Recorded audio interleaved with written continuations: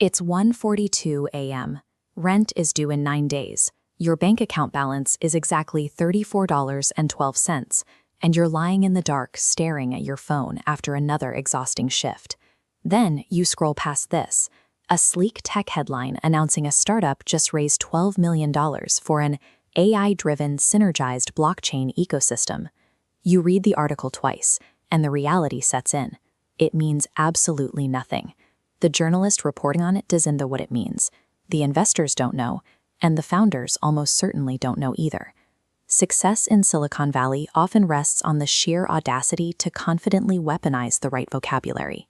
You spend $20 on a domain name. Within an hour, you throw together a landing page for Aura Dynamics, populating it with stock photos of serious-looking people pointing at whiteboards. Next, you write a pitch deck.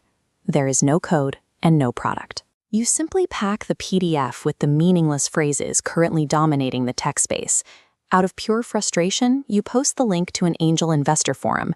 You tell yourself it's a harmless joke, a cynical test to see if anyone in the ecosystem will actually bite. But the ecosystem is desperate to find the next big thing. A cynical test born from financial exhaustion sets a trap, and a quick outlet for your frustration spirals toward federal wire fraud. The next night, an email hits your inbox, an angel investor calling himself a serial disruptor, asking if you're open to a pre-seed allocation in Aura Dynamics. You type back a cool professional response. 2 days later, a wire transfer for $50,000 lands in your checking account. Real money paid for an empty PDF. You pay your overdue electric bill and buy real groceries. To soothe your conscience, you tell yourself you will use this cash to actually hire developers and build a legitimate product later. Accepting those funds transforms a cynical joke into an active criminal deception. That $50,000 provides dangerous social proof.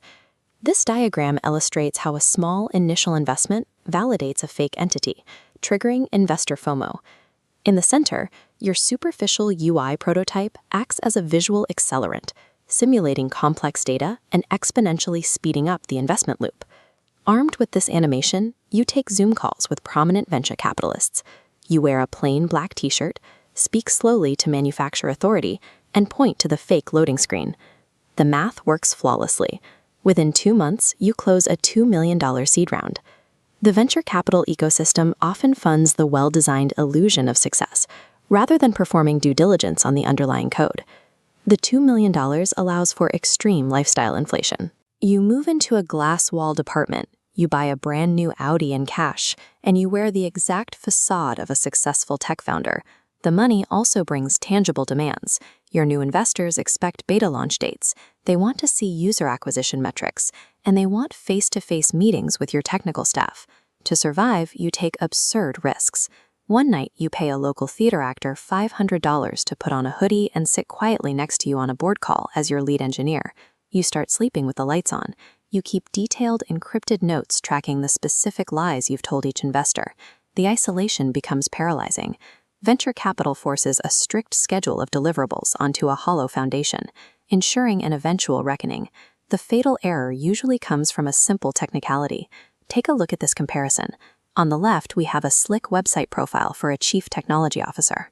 On the right, we see a journalist's reverse image search, revealing the exact same face is a stock model from a 2018 dental advertisement.